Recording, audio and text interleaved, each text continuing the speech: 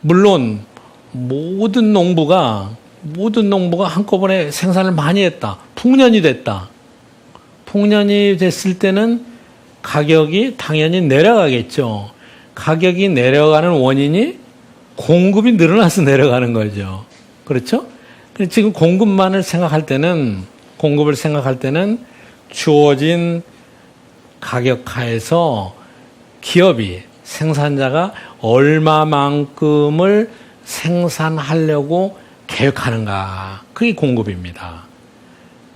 주어진 가격하에서 기업이 내가 이 가격하에서는 얼마를 생산하는 게 가장 나한테 도움이 되겠는가, 가장 나한테 이익이 남겠는가, 그런 계획을 갖고 있는 거죠. 소비자하고 똑같은 생각이죠. 목적은 다르지만. 그런데 그 기업의 입장에서 볼 때는 이 재화의 가격뿐만이 아니라 아까 얘기한 대로 대체재의 가격도 있고 생산 요소의 가격이라고 하는데, 생산 요소라는 거는 앞에 우리 TV 화면에서 시장의 가격 얘기를 할 때 그런 얘기가 이미 나왔어요. 우유의 원재료 가격이 올라서 우유값이 곧 올라갈 것 같다. 생산 요소라는 것은 생산을 하기 위해서 필요한 것들이에요. 자, 생산하려면 원재료 들어가죠. 생산하려면 사람, 노동력도 들어가죠. 또 자본도 들어가죠. 또 공장을 지으려면 어디 땅도 있어야 되죠. 이게 다 생산 요소예요. 생산 요소의 가격이 올라가면은 어떻게 되겠어요? 지금 주어진 시장 가격 하에서는 생산 요소의 가격이 올라가면은 이윤이 떨어지니까 공급을 적게 하려고 하는 거죠. 그렇죠? 그런데 공급에서도 가격과 공급의 관계를 정확하게 분석하기 위해서 실험실을 세팅하는데, 가격 이외에 다른 모든 요인들은 다 똑같다. 변함이 없다. 일정하다. 그리고 가격만 변화시키면은 공급이 어떻게 되느냐 하는 것을 우리가 분석을 하는 겁니다. 그렇게 되면은 이제 공급 계획표를 우리가 만들 수 있어요. 아까하고는 반대가 되죠. 다른 게 다 똑같은데 가격이 이렇게 500원, 1000원, 1500원으로 올라가면 올라갈수록 기업의 입장에서 볼 때는 어떻게 되겠어요? 공급량을 자꾸 늘리려고 하죠. 이번에는 이윤이 더 남으니까, 그 가격이 좋으니까 더 공급하려고 하겠죠? 이렇게 너무나 쉽고 상식적인 것을 역시 경제학들은 법칙이라고 그래요. 공급의 법칙입니다. 다른 여러 가지 요인이 일정하다면은 가격이 올라가면 올라갈수록 공급량이 늘어난다. 공급의 법칙이에요. 자, 이거를 이제 그림으로 다시 그리면은 공급 곡선이라는 걸 그릴 수가 있습니다. 공급 곡선은 아까 그 표를 그대로 옮겨 놓은 거예요. 이거는 이제 그림이 오른쪽으로 올라가죠. 가격이 올라감에 따라서 공급량이 점차게 늘어납니다. 1대1 매칭을 시킨 거예요. 아까 표에서 2,500원일 경우에는 10단위, 3,000원일 경우에는 12단위. 이렇게 하면 가격이 올라가면 올라갈수록 기업이 더 공급량을 늘리려고 하겠죠. 자, 그래서 이제 공급 곡선이 됐습니다. 그러면 이제 수요는 소비자 쪽에서 나오는 거고, 수요는 자신의 주어진 소득하에서 효용을 최대한 추구한 결과로 나오는 거고, 공급은 기업이 자신의 생산 기술, 여러 가지 생산 여건하에서 이윤을 최대한 늘리기 위해서 주어진 가격에 얼마나 공급하려고 하느냐를 말하는 거죠. 가격에도 얼굴이 있다. 여기 나오는 여러 가지 가격들의 변화가 있습니다. 아담 스미스가 그 국부론에서 유명한 빵가게 얘기를 합니다. 아담 스미스는 뭐라고 생각했느냐 하면은 자기의 이익을 위해서 열심히 노력한다. 소비자하고 공급자의 뜻이, 목적이 처음에는 모두 달라도 결과적으로는 만나서 균형이 되는 겁니다. 여러분 여기까지 하셨으면은 이제 한 80%는 왔습니다. 시장의 가격이 어떻게 결정되는가 하는 원리를 금방 알 수 있어요. 이 두 그림을 합해 보면은 금방 얘기가 됩니다. 수요와 공급의 법칙이 합해졌어요. 빨간 거는 수혜예요. 빨간 거는 가격이 내려가면 내려갈수록 수요량이 이렇게 증가합니다. 파란 거는 공급이에요. 가격이 이거는 반대로 올라가면 올라갈수록 공급량이 늘어나게 되는 겁니다. 자, 그러면은 여러분 이미 이 그림에는 답이 나와 있어요. 수요와 공급이 어디서 만났느냐? 가격이 2,000원에서 만났어요. 그렇죠? 2,000원에서 만나고 시장에서 공급은 8이 되는 거죠. 이게 이제 시장에서 가격입니다. 자, 그런데 이 만나는 과정이 그냥 첫눈에 딱 마주치는 게 아닙니다. 시장 과정이 있어요. 수요 공급이 어떻게 되냐면은 수요는 여기 있는데 공급은 여기에 있죠. 그러니까 그러면은 뭐가 더 많아요? 공급이 더 많죠. 시장에 공급이 더 많으면은 가격이 어떻게 되겠습니까? 가격이 당연히 내려오죠. 그렇잖아요? 가격이 더 떨어지지 않겠습니까? 그러니까 가격이 자꾸 밑으로 내려와요. 여기까지 올 때까지. 그 다음에 밑에서는 균형 가격보다도 이 밑에서는 어떻게 돼요? 수요가 훨씬 더 많죠.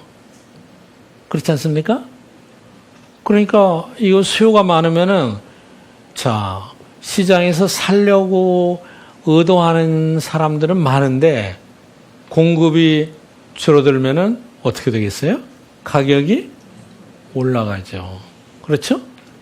그래서 시장 가격은 수요와 공급이 딱 만나는 점에서 결정이 되는 겁니다.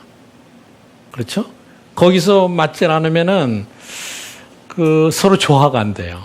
그리고 자연적으로 가격을 내려가게 하거나 공급이 과잉되면은 그리고 수요가 과잉되면은 가격을 올리게 하는 이런 효과가 나서 자연적으로 여기서 균형이 됩니다.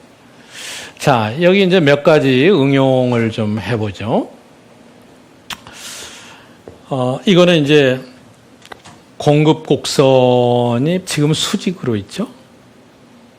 왜 수직으로 그렸느냐? 수직은 어떤 의미가 있느냐?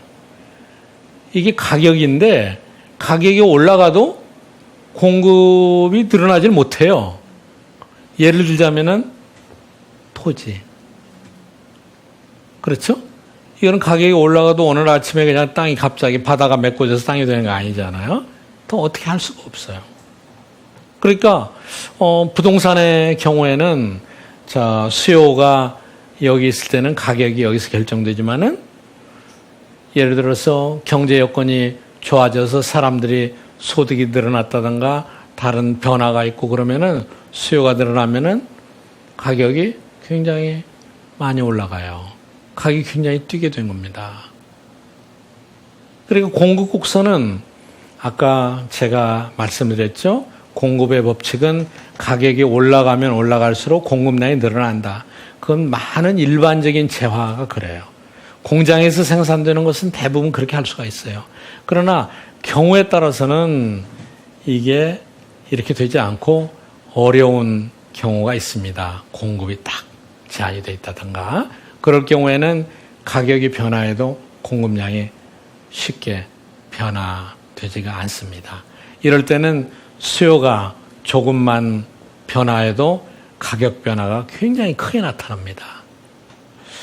자, 여러분, 제가 아담 스미스 지난 시간에도 말씀드렸는데 아담 스미스는 국부론이라는 경제학의 고전을 써서 경제학의 아버지다 이렇게까지 불리는 분이세요. 그런데 이제 아담 스미스가 그 국부론에서 유명한 빵가게 얘기를 합니다. 내가 아침마다 빵가게에 가서 빵을 살 때 어떤 기준으로 사느냐, 빵가게 주인을 위해서 사느냐, 그게 아니고 나는 빵가게에서 가장 좋은 가격으로 가장 좋은 품질의 제품을 사기 위해서 빵가게에 간다. 맞는 말이죠? 합리적이죠? 경제학에서는 합리적인 사람만 사람 취급을 한다고 그랬습니다. 합리적입니다. 나는 아침마다 빵가게에서 가장 좋은 제품의 빵을 가장 좋은 가격으로 사려고 한다. 그렇다면은 빵가게 주인은 어떻게 하느냐? 공급의 주체예요. 공급자는 어떤 생각을 가지고 움직이느냐? 나는 소비자를 위해서 아주 비싼 원재료의 빵이라도 모두 다 완전히 값싸게 공급한다. 이런 분들이 이웃에 있으면 너무 행복하죠. 이런 분도 있을 수 있습니다.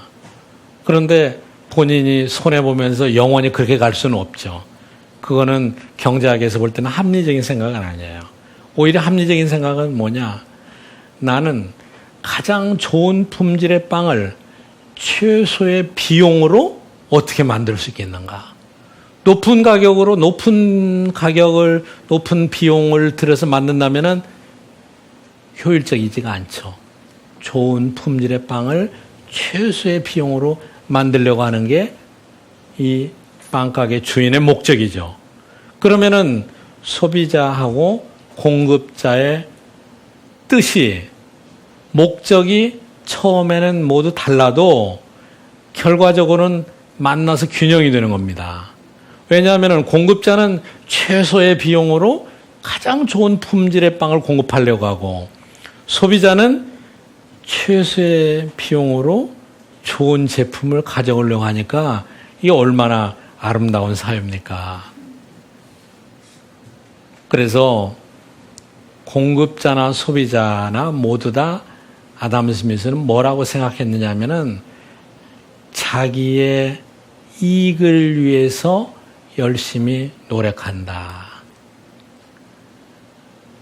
영어로 표현하면 self-interested입니다. 자기의 이해관계를 해서. 그게 합리적인 사람들의 행동이다. 그게 모든 경제 주체가 각자의 이익을 위해서 열심히 노력하는데, 이익을 위해서라고 한다면은 언뜻 생각하기에 우리가 너무 이기적이다 이렇게 생각할 수도 있지만은, 자기 이익을 위해서 소비자와 공급자가 모두 행동했는데 결과적으로는 이것이 균형이 된다. 그래서 모든 경제 주체가 자기의 이익을 위해서 움직이면은 시장은 보이지 않는 손에 의해서 조화가 된다. 이게 아담 스미스가 얘기한 아주 유명한 말입니다. 지금까지도 시장 경제의 가장 핵심적인 논리가 됩니다. 당시에 아담 스미스는 물론 지금의 경제 환경하고는 다른 면도 있고, 그리고 시장에 보이지 않는 손에 의해서 모든 문제를 해결할 수 없는 부분도 있습니다. 여기서 보이지 않는 손은 시장에서의 가격이에요. 직접적으로 가격을 얘기하지 않았습니다. 그렇지만 눈에 보이지 않게 뭔가가 만나서 다 조화롭게 해결을 하는데, 그거를 보이지 않는 손이라고 얘기했고요. 보이지 않는 손은 지금 우리가 해석하기에는 가격, 시장에서의 가격. 보이지 않는 손의 반대말은 뭐예요? 보이는 손이죠. 보이는 손은 지금은 정부, 눈에 보이게 규제하고 간섭하고 시장에 개입하는 거, 그걸 우리가 보이는 손이라고 경제학에서는 얘기를 합니다. 그러니까 원래 아담 스미스는 보이지 않는 손에 의해서 경제가 조화가 잘 되기 때문에 그 당시의 경제 정책은 정부가 경제에 개입하지 말고 치안을 확보하는 야경만 해도 경제는 제대로 다 운영이 된다, 이렇게까지도 표현을 했습니다.